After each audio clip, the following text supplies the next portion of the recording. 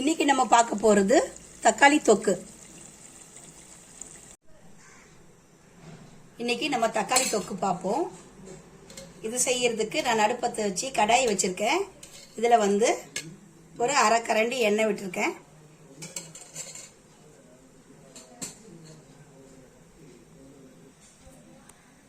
இதுல ஒரு 8 தக்காளி போட்டுக்கலாம். ஒரு 8 தக்காளி நான் கட் பண்ணி வச்சிருக்கேன். அலம்பி கட் பண்ணி வச்சிருக்கேன். ஒரு 8 தக்காளி.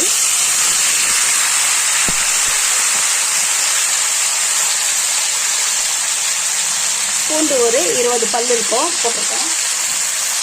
புளி பாருங்க, இப்படி ஒரு பெரிய கோலி அளவு, புளி பிச்சு இந்த நார்லாம் இல்லாத போட்டுக்கலாம்.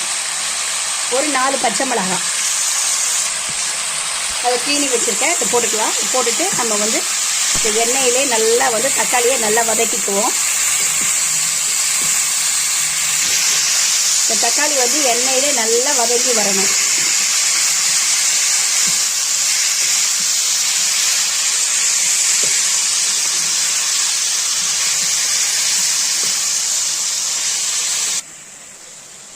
தக்காளி பாருங்க, இது நல்லா வதங்கி இந்த தக்காளி இந்த எண்ணெயிலே நல்லா வெந்து சுருங்கி வரணும். நான் வந்துட்ட பிறகு உங்களுக்கு காமிக்கிறேன் எப்படி வருது. இப்போ பாருங்க ஃப்ரெண்ட்ஸ், இது அந்த எண்ணெயிலே நல்லா வதங்கி வந்துருச்சு தக்காளி.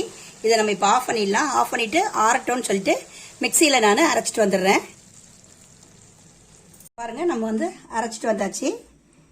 இப்போ நம்ம கடாயை வச்சிருக்கேன். நான் கடாயை ஹீட் பண்ணி வச்சிருக்கேன். இதுல ஒரு குழிக்கரண்டி எண்ணெய் விடுறேன்.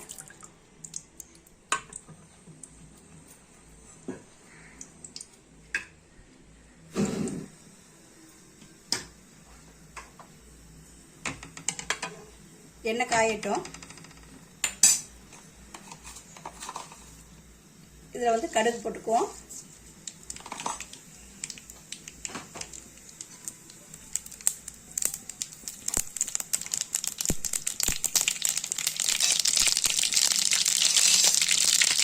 ஒரு 3 காஞ்ச மிளகாய், ஒரு ஸ்பூன் கடலைப்பருப்பு, ஒரு ஸ்பூன் உளுந்தம்பருப்பு,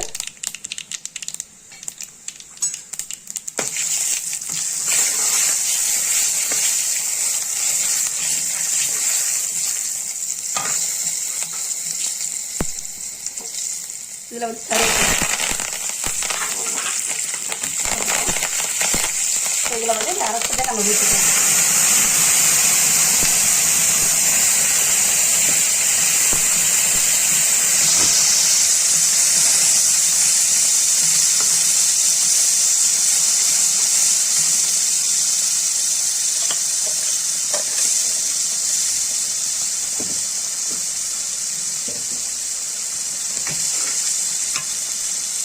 இதுல காஷ்மீர் மிளகாத்தூள் ஒரு 2 ஸ்பூன். உங்களுக்கு காரம் எவ்வளவு வேணுமோ அதுக்கேற்ற மாதிரி போட்டுக்கோங்க. உப்பு உங்க தேவைக்கேற்ப போட்டுங்க. உங்க கிரேவி உங்களுக்கு தொக்கு எவ்வளவு இருக்கோ, தக்காளி தொக்கு, அதுக்கேற்ற மாதிரி உப்பு போட்டுக்கங்க.